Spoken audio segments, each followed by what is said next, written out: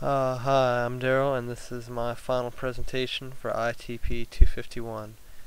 I just wanted to briefly go over what I've learned so far this semester, and I set the slideshow to some clips in the background of my favorite webcomics, so if you get bored of my voice, you can just kind of look at those, because they're really good.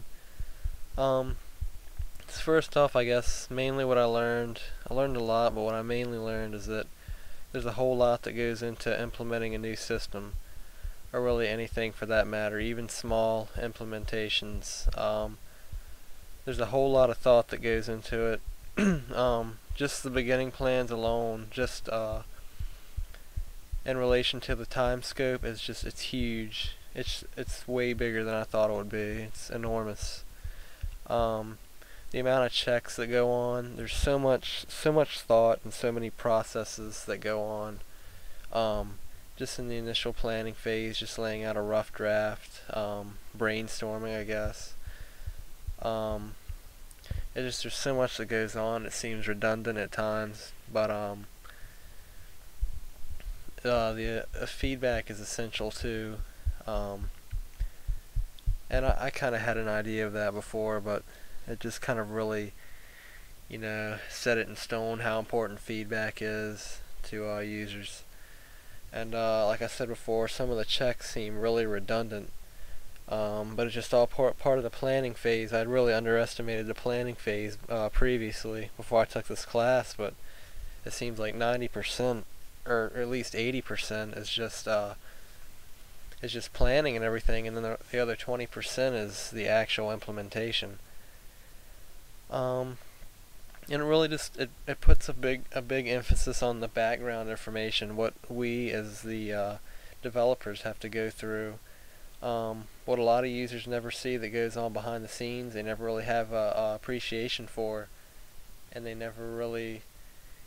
just never have an appreciation for it, and they take it for granted.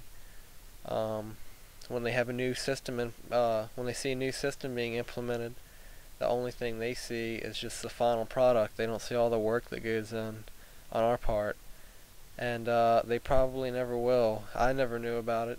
I knew about it, but I didn't have a great understanding before I took this class, and it's just the amount of time that goes in behind the scenes is just enormous. And another thing is just so many different types of diagrams and graphics are used. And it's not even just general graphics and everything. They actually follow they follow guidelines. There's different data flow diagrams and things like that. They use the different acronyms. There's just so many different types. I didn't realize that they adhered to so many different guidelines. And I would apply this to my future, just considering the amount of effort and planning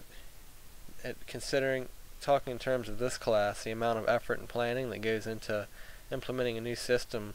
If we could just as students or workers or users or whatever, if we could put that amount of effort and planning into everything that we did, or at least most of the things we did, it would probably mean success most of the time.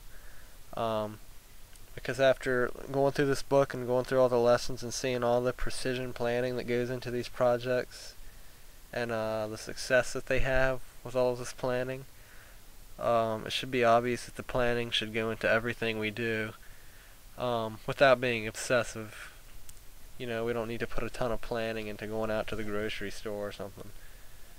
And just most of the tasks that are carried out in this system wouldn't be possible without all the planning and all the careful research that was done by the technicians, being us, and in the fictional cases that we did in this book.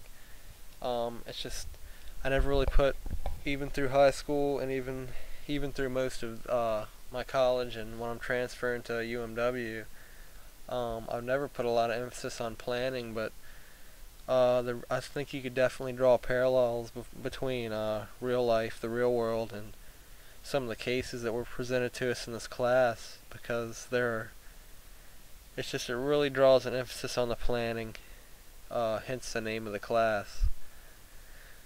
So I think we just need to take into consideration how important planning could be to us, and how how essential it could be in some situations.